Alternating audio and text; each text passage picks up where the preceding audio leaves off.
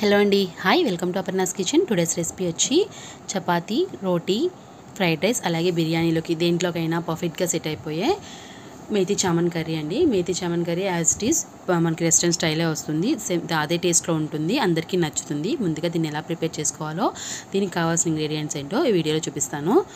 ముందుగా మనకి పాలకూర, మెంతికూర రెండింటి కాంబినేషన్లో తీసుకోవాలి.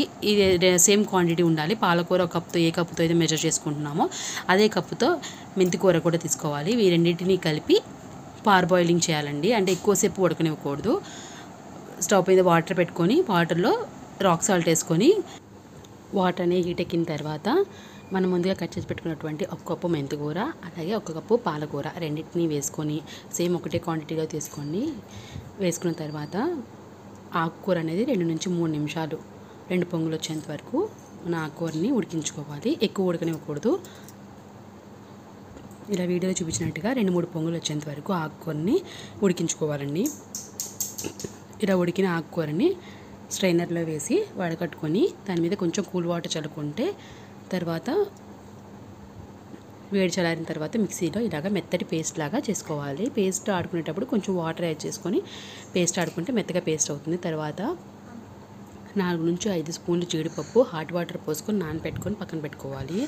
తర్వాత స్టవ్ మీద ప్యాన్ పెట్టుకొని అందులో కొద్దిగా మనకి నచ్చితే ఆయిల్, బటర్ కలిపి వేసుకోండి. లేదంటే అచ్చంగా బటర్తోనే చేసుకోండి, లేదంటే ఆయిల్తోనే చేసుకోవచ్చు, ఎలా అయినా పర్వాలేదు.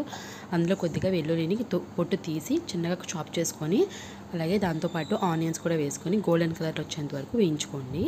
ఇలా కొద్దిగా వేగిన తర్వాత 2-3 రెడ్ చిల్లీస్ వేసుకోవాలి. గ్రీన్ చిల్లీస్ అనేది వేయట్లేదండి, రెడ్ చిల్లీస్ యాడ్ చేస్తున్నాను. 3 నుంచి 4 రెడ్ చిల్లీస్ వేసుకొని అందులోనే కొద్దిగా వేగిన తర్వాత కొంచెం సాల్ట్ అలాగే 1/2 టీ స్పూన్ పసుపు,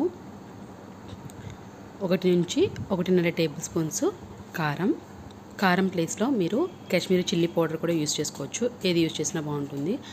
ఇలా కొంచెం వేగిన తర్వాత 1/2 టీ స్పూన్ గరం మసాలా అలాగే కొద్దిగా ధనియాల పొడి, వేయించిన జీలకర్ర పొడి వేసుకొని వేయించుకోవాలి. తర్వాత మనం ముందుగా నానబెట్టుకున్నటువంటి జీడిపప్పుతో పాటు ఒక 2 టొమాటోస్ని సన్నగా కట్ చేసుకొని పేస్ట్ లాగా ఆడి పక్కన పెట్టుకోండి. ఇందులోకి మనం జీడిపప్పుని కావాలంటే వేసుకోవచ్చు, లేదంటే మానేయచ్చు, ఆప్షనల్ అండి. నేను జీడిపప్పు కూడా యాడ్ చేస్తున్నాను. జీడిపప్పును కూడా వేసుకొని 5 to 10 మినిట్స్ అనేది బాగా ఉడకనివ్వాలి. ఇలా ఉడికిన తర్వాత మనకి ఆయిల్ అనేది పైకి సపరేట్ అవుతుంది. లో ఫ్లేమ్లో పెట్టుకొని వేయించుకోండి. మనం ముందుగా గ్రైండ్ చేసి పెట్టుకున్నటువంటి మేతి లీవ్స్ అలాగే పాలకూర పేస్ట్ని ఇందులో వేసుకొని లో ఫ్లేమ్లో పెట్టుకొని తిప్పుతూ ఉండండి, అడుగంటేస్తుంది.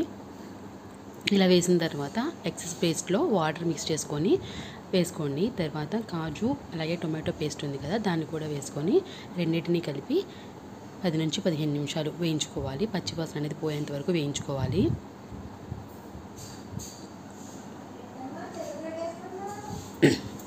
బాగా కలుపుకోండి.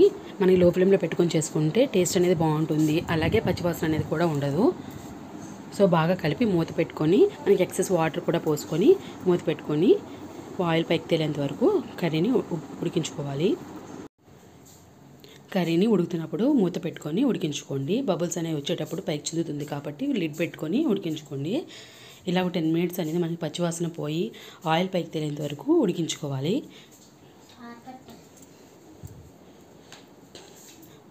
ఇలా ఉడికిన తర్వాత మనం ఏ కప్పుతో అయితే పాలకూర, మెంతికూర మెజర్ చేసుకున్నామో సో అదే కప్పుతో పన్నీర్ని గ్రేట్ చేసుకొని తురుముకొని అదే కప్పుతో కొంచెం ఎక్కువ తక్కువైనా పర్వాలేదు ఆ పన్నీర్ తురుమును కూడా మనం కర్రీలో వేసుకొని కలుపుకోవాలి.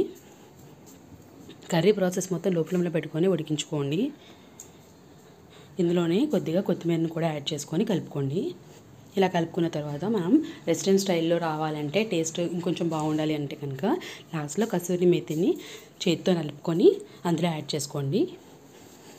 అలా వేసుకొని బాగా కలుపుకొని ఒక 10 మినిట్స్ అనేది మళ్ళీ మూత పెట్టుకొని ఉడికించుకోండి. ఇప్పుడు ఇందులో టేస్ట్ కోసం కండెన్స్డ్ మిల్క్, అది లేకపోతే కనుక ఇంట్లో కొంచెం పాల మీద మీగడ ఉంటుంది కదా, దాన్ని వేసుకొని ఫోర్క్తో బాగా కలుపుకొని ఆ మిల్క్ని కర్రీలో యాడ్ చేసుకుంటే టేస్ట్ చాలా బాగుంటుంది. అంతేనండి, ఎంతో టేస్టీగా ఉండే మేతి చామన్ కర్రీ రెడీ అయిపోయింది.